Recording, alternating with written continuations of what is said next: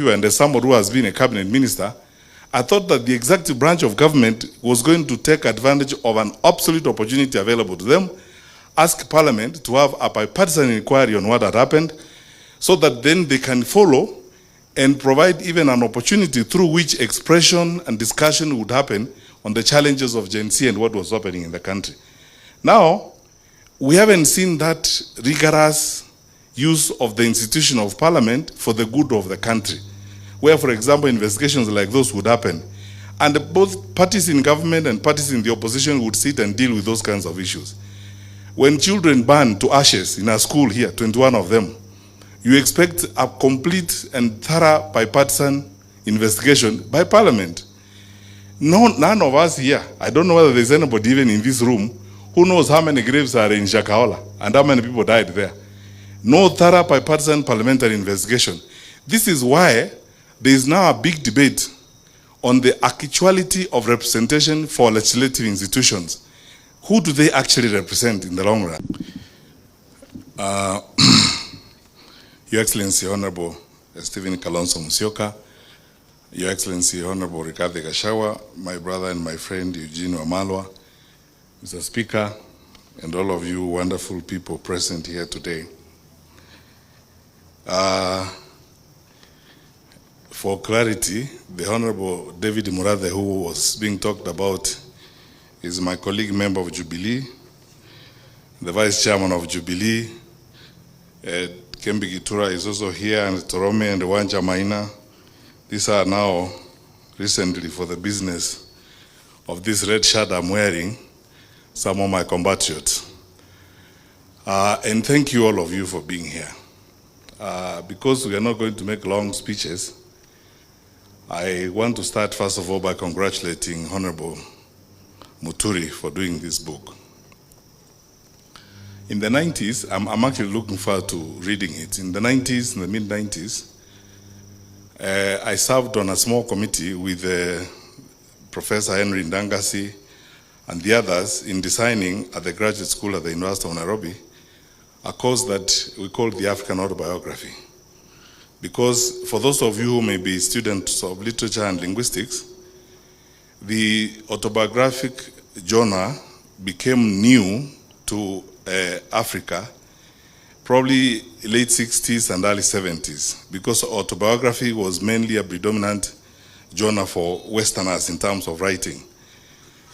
There are many theories you could go into on that particular basis, whether or not Africans didn't have stories to write or Africans didn't have to write about their lives and so on and so forth. But it's gratifying to see that now in Kenya, the genre has not only taken root, but it's very vibrant and present. And we are looking forward to reading what J.B. Muturi has done. But most importantly, I spent about 9 years working on legislative strengthening. And this is where I interacted actively with J.B. Muturi when I ran the Kenya Parliamentary Strengthening Program as, first of all, the Deputy Director, then Country Director for Sunni, and then later on the Regional Director for East and Southern Africa. We served together a little bit. I was reminding JB now on the ALP project, the African Legislatures project, when we did an analysis and put together data on Africa's 48 legislatures.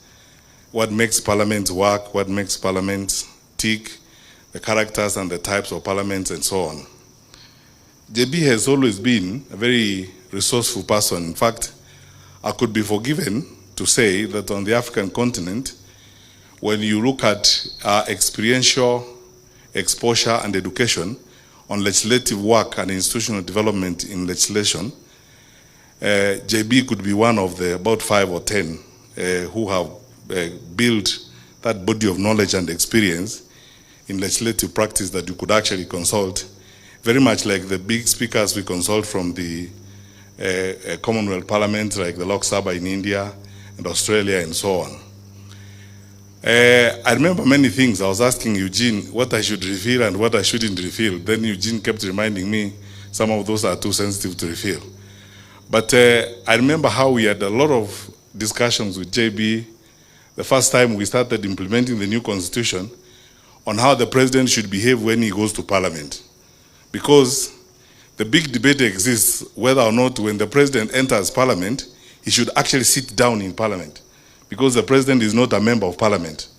And if you look at the body of knowledge that exists, especially from the US Congress and the others, because the president is not a member of the assembly, he walks in, puts the report on the table, reads the speech and walks out without sitting down because he's not a member of parliament.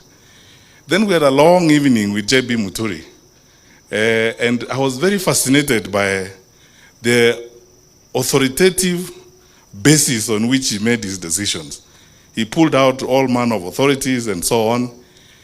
And as many of you who have been through this experience would attest, it was an intellectually fulfilling experience to see our own speaker getting into that space in a very authoritative manner and very exciting way.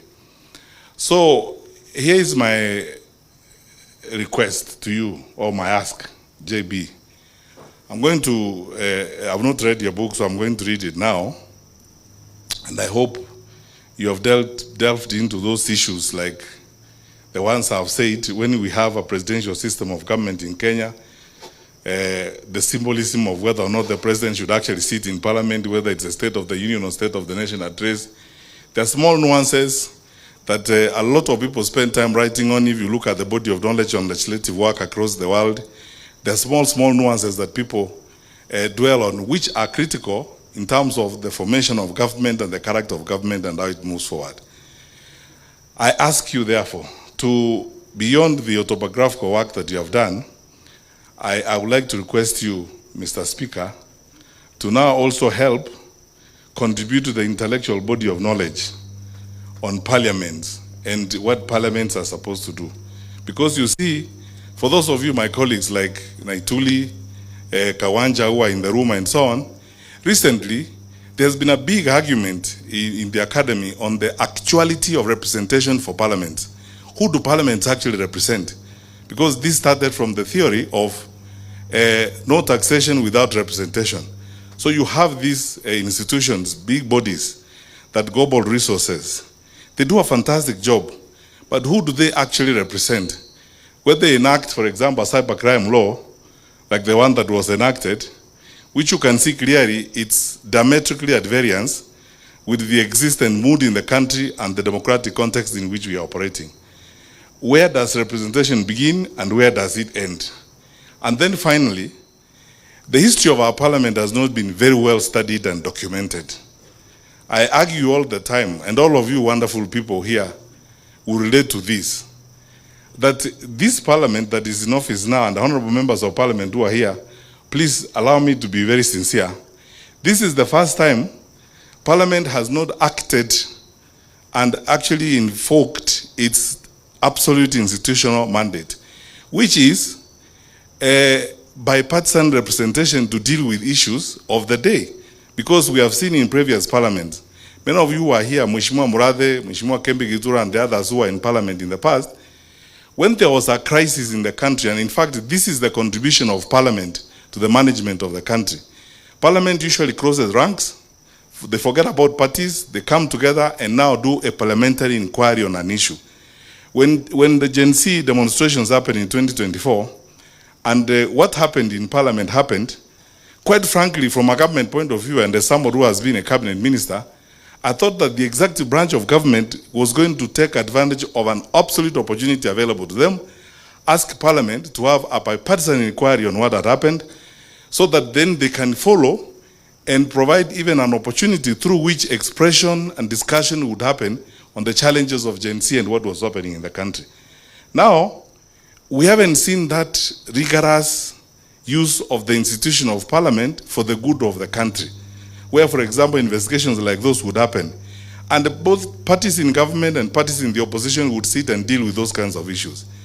When children burn to ashes in a school here, 21 of them, you expect a complete and thorough bipartisan investigation by parliament.